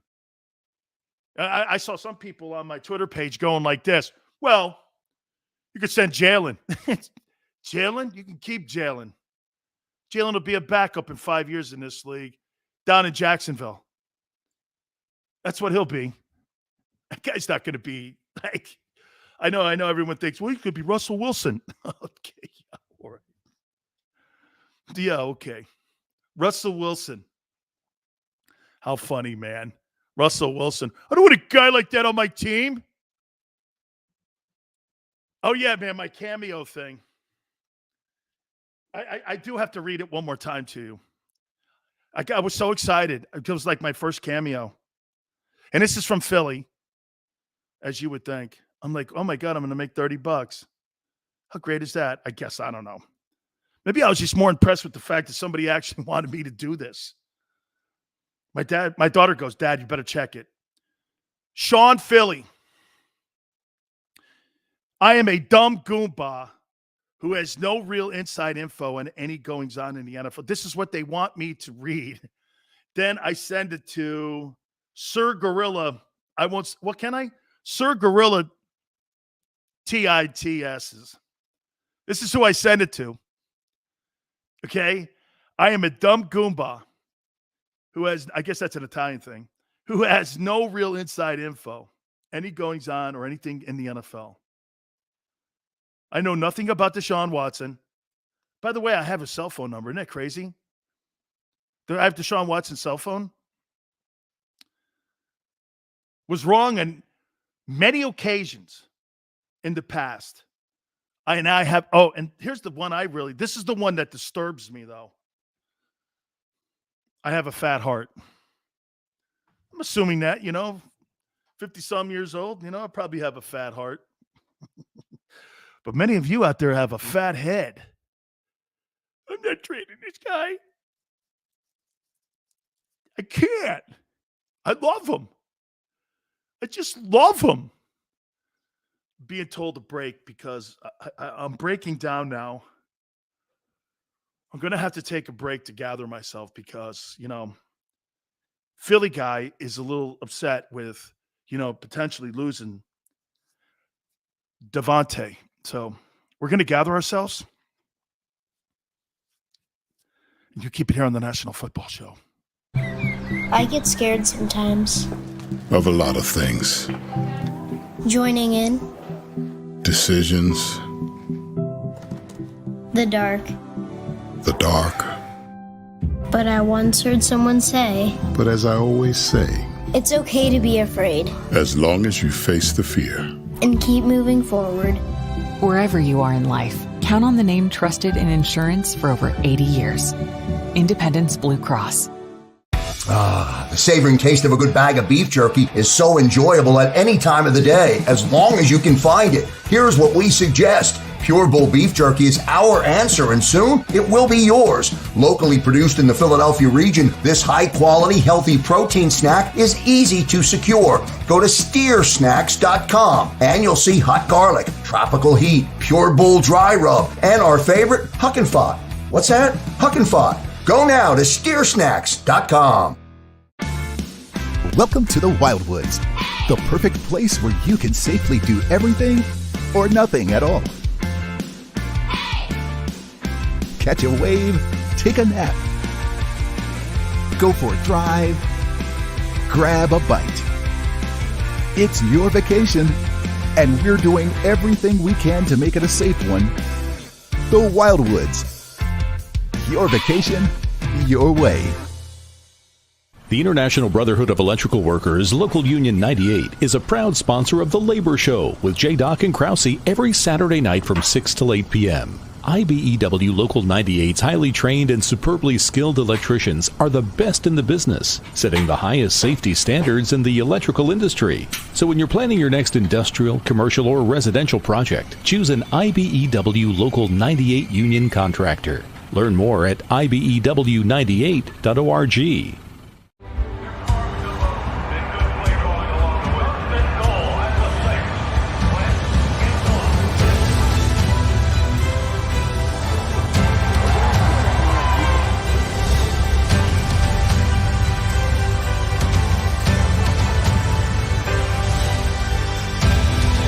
On the field of life, First Trust Bank is there for you.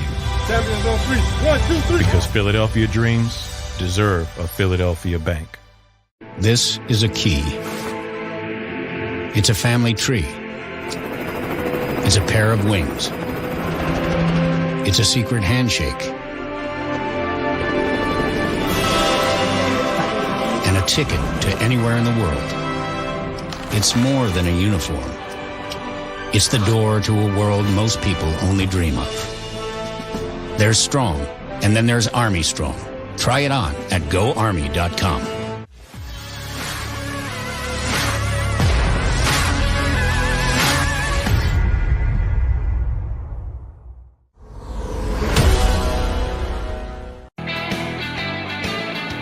Oh. Okay,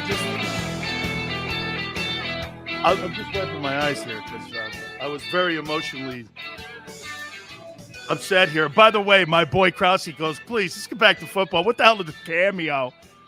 Well, they ask you to do these like, hey, happy birthday. It's Big Sil, sir. I hope you have yourself a great day. And like Ice Cube and everybody's on it. Joey B just said this, Sil's $30. Really? And I go, hey, my daughter made me drop the rate from 50 to 30. She said, Dad, you ain't that famous. I'm like, okay. So actually I've got it. It's really great because I may do it. There's like 5 from Philadelphia right now that are saying, please repeat this to my friend. I am a lowlife, and you don't know SH, you know what? So I'm like, sorry, I'm like very upset for all you guys because you may lose your boy. You know, he's my guy. Did you see him? Like, you know, because, you know, Crouchy's a Bama fan, and, you know, this guy's the best. Dunk it. Oh, man. I know, see, what's happened today, there's a real disconnect today with Philadelphia fans and sports fans because Ben Simmons kind of lit it on fire earlier. He's not associating himself any longer with the Sixers. Ben Simmons has no connection, social media. I'm sure the Sixers are going, okay, good. We're trying to dump your ass anyway. Hey, we're trying to get a bunch of draft choices from Golden State anyway. You know, hey Ben, you stick with the the Instagram models in Southern California. That's perfect for you. You want to disconnect from Sixer guy? That's all good.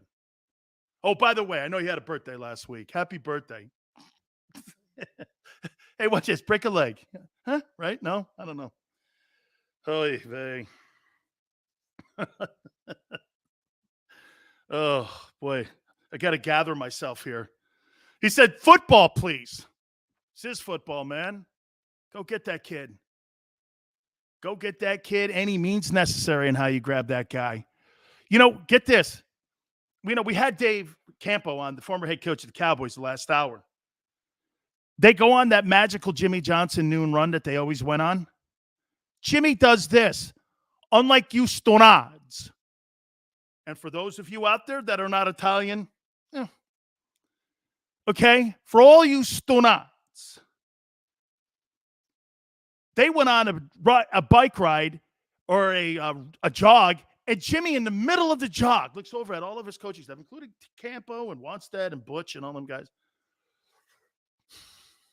We hadn't won a game. What if we trade Herschel Walker?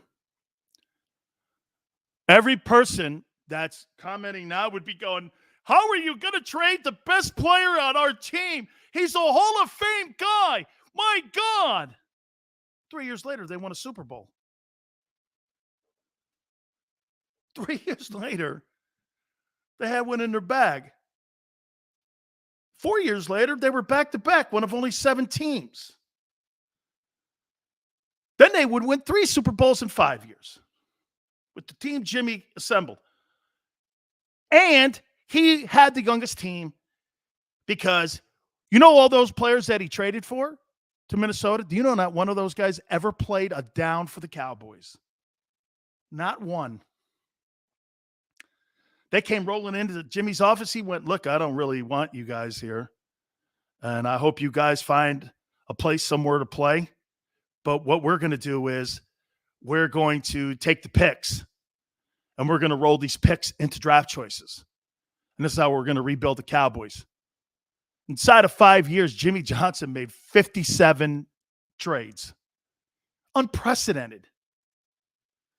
Unprecedented. Now, the rules are different today, obviously. They're more because of the cap that you have to deal with. Oh, it's funny, too. The capologists that are on Twitter are also funny. You know, the capologists that we have are hilarious. Okay? They are. They're like, what about the cap? Okay, what about the cap? Next year, do you understand the escalators kick in? And when the escalators kick in, the deferrals kick in. The only reason that Matt Ryan wasn't moved from the Atlanta Falcons this year because there was $63 million that was associated to his name this year. If Matt Ryan and the Falcons don't turn this bitch around this year, know this, Matt Ryan's last year in Atlanta is this year. Because then they can defer more of that dead money out, and it's not a cap hit, as devastating as it would be under the current collective bargaining agreement.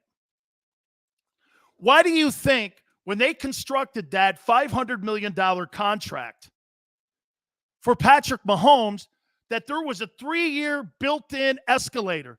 You know, I think he's only making this year, if I'm not mistaken, I think he's making $20-some million this year. I think it was a $63 million beginning of the deal. Then it escalates into a $48 million per year deal for him as it gets up near the $500 million. That's because the new TV deals kick in. That's how they were going to keep continuing. You go out and you get Orlando Brown and retool your offensive tackles. Know this, too, when you have a quarterback that's willing to do that, like you have in Patrick Mahomes, and you have an asset like that, like you would have Desean Watson in Philadelphia, you give that guy his contract, and you're praying he's going to play ball with you, unlike Aaron Rodgers did in Green Bay. Tom Brady restructured his contract every year in New England because he was reinvesting in himself. They've already gone to Patrick Mahomes. Patrick Mahomes just got this deal Lee Steinberg cut with him as agent. And they've already restructured the contract in January. They've already gone to Dak Prescott and warned Dak that they're going to have to restructure contracts to keep guys on that team. Zeke Elliott and Amari Cooper, it would be shocking if one of those two or both of those guys were still on the team next year because they have outs in their contract next year. And what did I tell you? The escalators won't kill them with dead money if they have to dump that Zeke deal. That Zeke deal's not worth it any longer. But you have to have an asset at that quarterback position that you can restructure contracts with so that you can continually build teams around the guy that you're sold in. The only guy on my roster that I'm giving guaranteed money to is the guy who pulls the trigger every Sunday, the quarterback. I'm not giving it to some freaking wideout.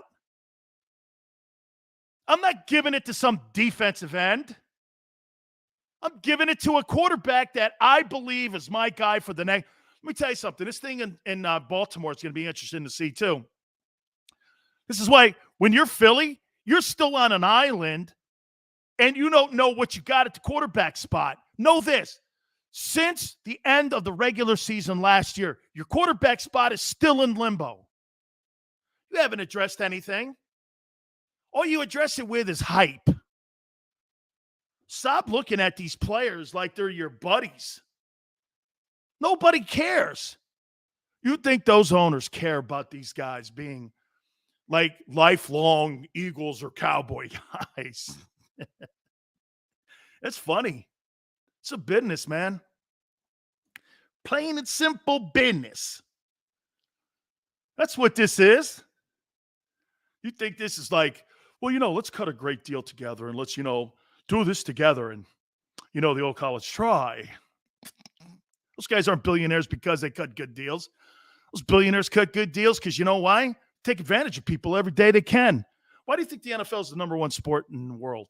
Because of the greatness of it on the field, too, of course. No guaranteed contracts. That Ben Simmons, get this. If Ben Simmons played for the Eagles, he'd have been cut after he didn't want to dunk the ball. They'd have cut him then. I'm not having that. The guy's afraid to compete. See, you can't do that in the NBA because you know what you got to do? You got to stroke him. And on top of that, what you have to do is you can't really diminish the dude because you're going to try to move him. So you got to tell everybody how great he is, and everyone knows he's not. And so you can't. But in the NFL, they'll just do this. Hey, bring your playbook, kid. Yeah, but you owe me another $35 million. That's if you played 45% of the games this year. Well, we're going to sit your ass, and you're on the PUP list now. Player unable to perform, which means you ain't getting that incentive. I ain't paying you that money. The owner's not paying you that money. That ain't working. That's not how those guys work. I posted an incentive that I had. I had a $45,000 incentive that was given to me when I went to the Buccaneers. It was a workout incentive. It was supposed to be $75,000. This was 1987. This is a pretty good change today, right? So I walk into Hugh Culverhouse's office, and I go like this to Hugh. Well, we shook hands that this was $75,000. He goes, yeah, well, we were 4-12. And you didn't really have a great rookie year. I go, well, I made honorable mention, all rookie team. He goes, yeah, well, that ain't all rookie. I was like, okay, so what? And he goes, here's $45,000. Take it and like it. I was like, I looked over at my agent. I was more pissed at my agent than Hugh. I looked over at my agent. My agent looked over at me, and he went like this. All right. I F this thing up. I go, you think? You think? Maybe? Ugh. You know, it's funny. I have some of these other topics down here about Urban Meyer. Let's see. Tim Tebow. This guy, Greg Sankey, who's the commissioner of the SEC, he should be the commissioner of college football. That guy's the best. I know Greg, too. He's tremendous. But I just want to keep hitting on this. How in your right mind don't you want to go to Houston, pick up the phone and go, what do I have to give you? Nick Casario's taking phone calls, and you know what? TikTok, TikTok, TikTok, TikTok. You don't do it? Here. When's the last time the Philadelphia Eagles have had a franchise quarterback in the building? Let's see. Donovan? Would you say Donovan? Would you say Randall? Randall Donovan? Jaworski? Pretty good players, but not kind of like, you know, the Louis the 16th. You know what I mean? Good players, really good players, but not quite Brady, Manning. You got a chance. This guy's better than any of those guys I just mentioned. But I want my wideout. I want the wideout. You hear what everybody's saying about him in practice? Here, it's one of my favorite lines of all time. He's in the NFL. I am expecting that. You were a first-round draft choice. Why are you so excited about something that's supposed to be a given that he's good and that he was picked that high? Why are you surprised at that? My surprise would be if he was a pick like Antonio Brown. I think Antonio Brown was a 5th or 6th round pick. And then he turns out to be that guy.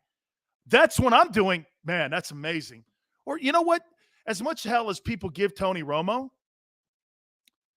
was undrafted. And Tony Romo turned out to be one of the Cowboys' greatest throwers of the football. That's overachieving. Or when you're Kurt Warner and you're cut a billion times and you played in the Arena League or you played in NFL Europe, leagues I played in, and then you make it to the Hall of Fame, that's spectacular. Devonte, man, he's been really, just surprising everybody. He ain't surprising the NFL guys. That's a given, dude. It's like thanking me for not robbing a bank. That's a freaking given. Well, this guy's really great. He's a first rounder. What'd you think he was going to be? The shock is he sucks. That your guys did a full year and a half, maybe, of evaluating a guy. You bring him into the building and he stinks. That's when you look at your guys and you go, not good, dudes. Ain't on the player. It's on the guys in the building that are evaluating that guy. Not shocking anybody in the NFL. Well, Devontae's really playing great. And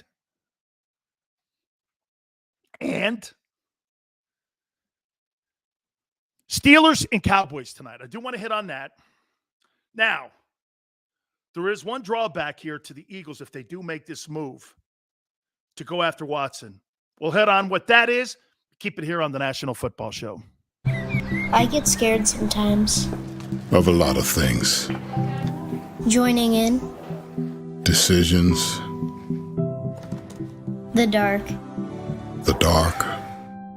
But I once heard someone say, But as I always say, it's okay to be afraid. as long as you face the fear. And keep moving forward. Wherever you are in life, count on the name trusted in insurance for over 80 years. Independence Blue Cross. The savoring taste of a good bag of beef jerky is so enjoyable at any time of the day, as long as you can find it. Here's what we suggest. Pure Bull beef jerky is our answer, and soon it will be yours. Locally produced in the Philadelphia region, this high-quality, healthy protein snack is easy to secure. Go to steersnacks.com, and you'll see hot garlic, tropical heat, Pure Bull dry rub, and our favorite, Huck and Fod. What's that? Huck and Fod. Go now to steersnacks.com. Welcome to the Wildwoods, the perfect place where you can safely do everything or nothing at all. Catch a wave, take a nap, go for a drive, grab a bite. It's your vacation, and we're doing everything we can to make it a safe one. The Wildwoods. Your vacation, your way. The International Brotherhood of Electrical Workers, Local Union 98, is a proud sponsor of The Labor Show with J. and Krause every Saturday night from 6 till 8 p.m. IBEW Local 98's highly trained and superbly skilled electricians are the best in the business, setting the highest safety standards in the electrical industry. So when you're planning your next industrial, commercial, or residential project, choose an IBEW Local 98 union contractor. Learn more at ibew98.org.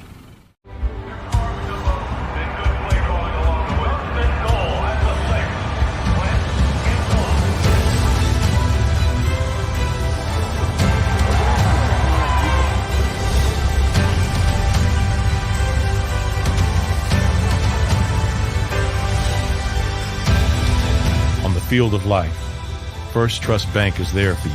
Champions on three. 1, 2, 3. Because Philadelphia dreams deserve a Philadelphia bank.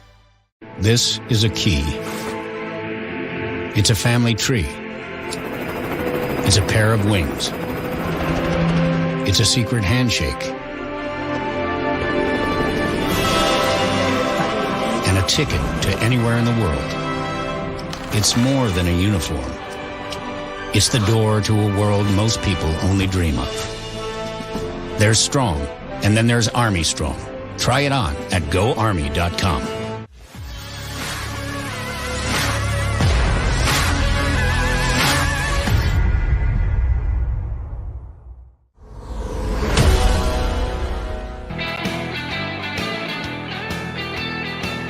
The Terminator. Can't believe Krause hates these. I love these things, man. Look at them. I guess I'm a Goomba now. Let's see. I've been a convict. Convicts versus the Catholics. Now I'm a Goomba. By the way, I just saw this picture. I was sitting back there, believe it or not. Look at this thing. There's Big Sil's destroying Doug Peterson. How you doing? Big Sil's getting ready to put the hammer down and break his collarbone, which I did. Bye-bye, Dougie. Goodbye-bye, Dougie. Bye-bye, Dougie. I know those uniforms, huh? Look like you could see that the Seahawks stole them from the World League. That's me playing in Orlando, destroying Doug Peterson. Oh, yeah, I forgot. Gray Ghost. My daughter always goes like this. Dad, thank God there's pictures and YouTube stuff about you, because as fat as you are today, no one would believe it. Absolutely nobody would believe it. My guy Joe B's over here, and he's barking at me going, Urban Meyer, this guy lasts a year. before some BS other thing comes up.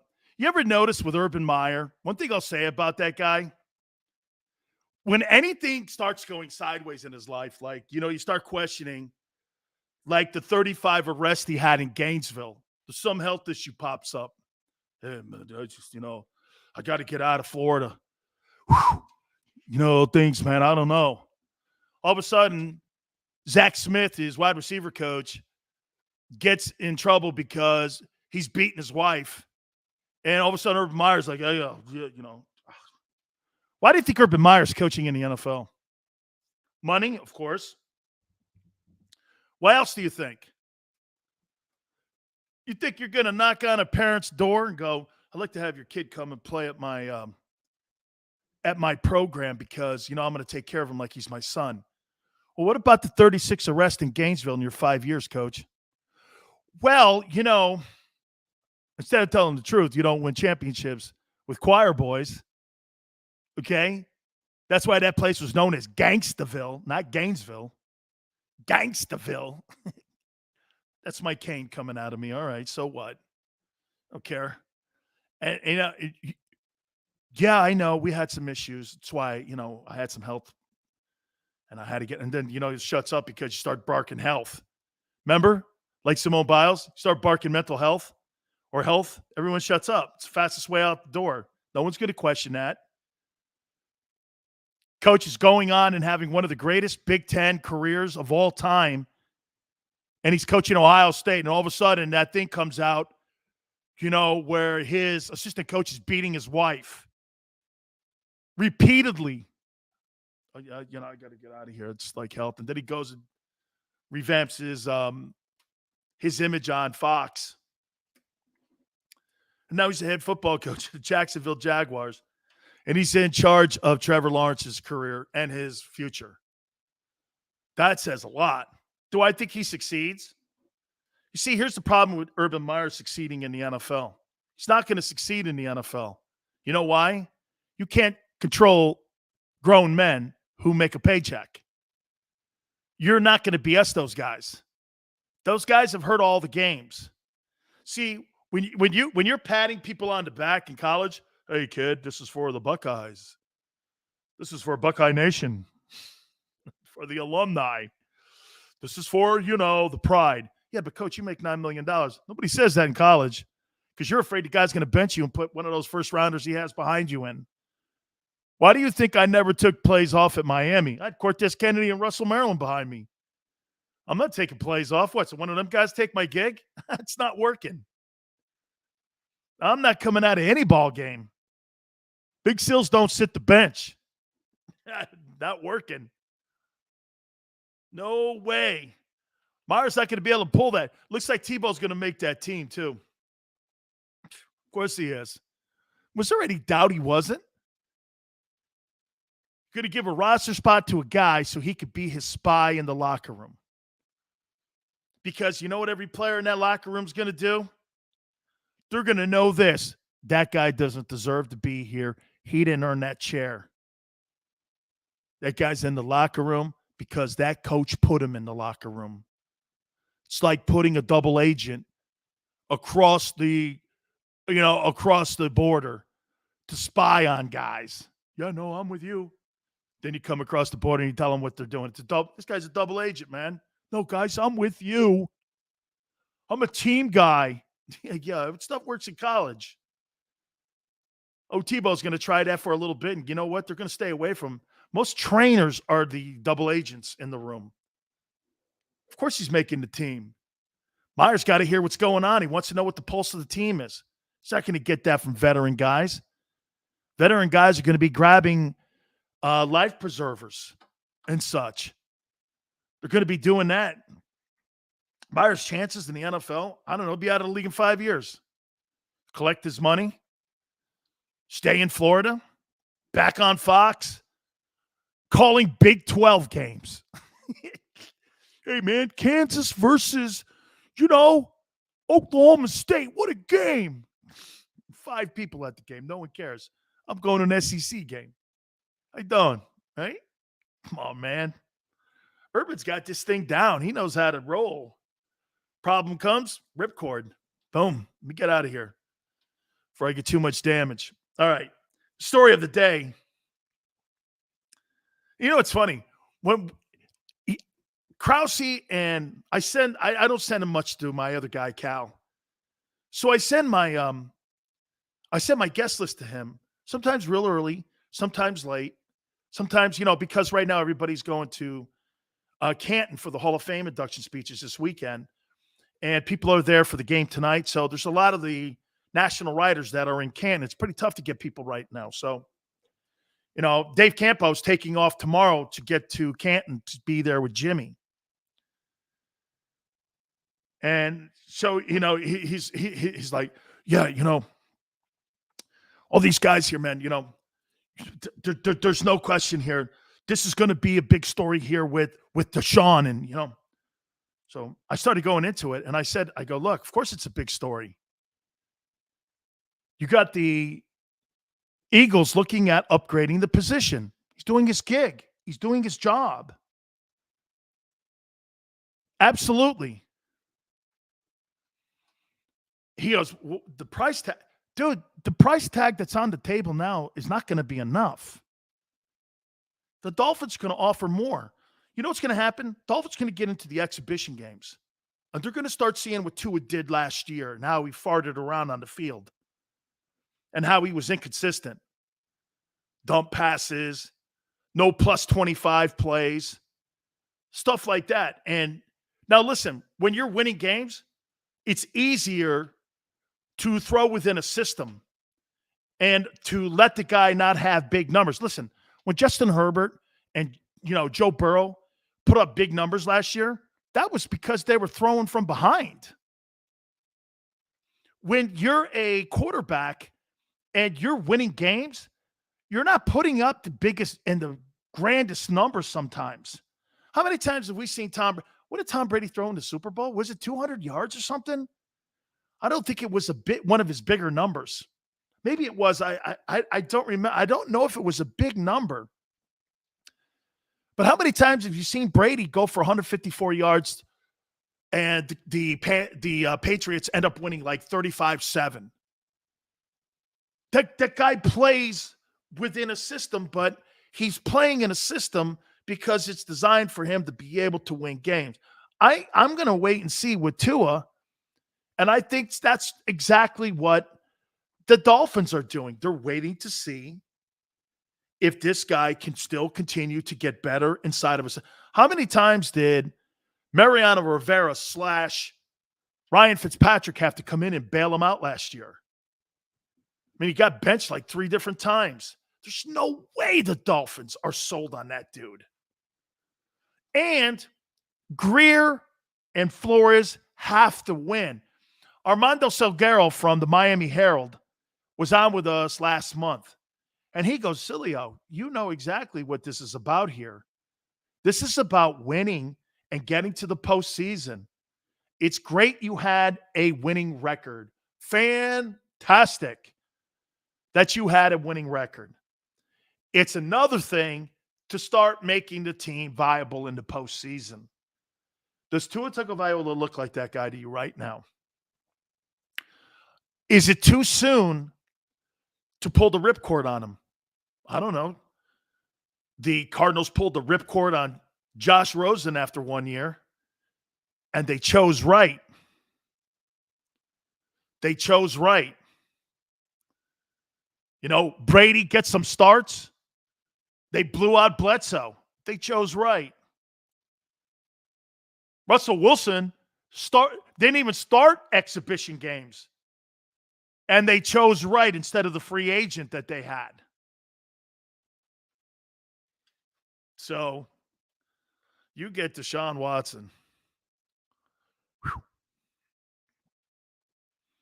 I'm glad to see some of the folks that are chiming in are starting to get it. Don't fall in love with guys. Fall in like with guys. You fall in love with college players because they're Bama guys or they're Hurricane guys for life.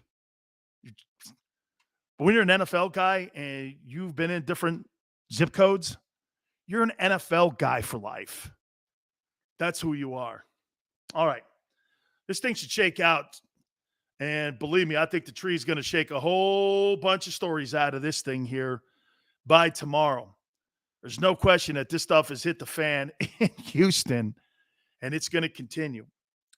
Interesting to see what happens. I don't really think a lot of guys are going to be playing tonight. I think Ben Roethlisberger's even out. So it's going to be great to see all the Hall of Famers out there, though. So a lot to hit on tomorrow. I appreciate it, Krause. Thank you so much, Cal. Big Joe, as always. Hey, if you missed the show, please do me a favor. Go over to the JAKIB Media channel, 4 to 6 Eastern time, each and every single Monday through Friday. That's where you catch Big Sales. Till tomorrow, see you on the flip side.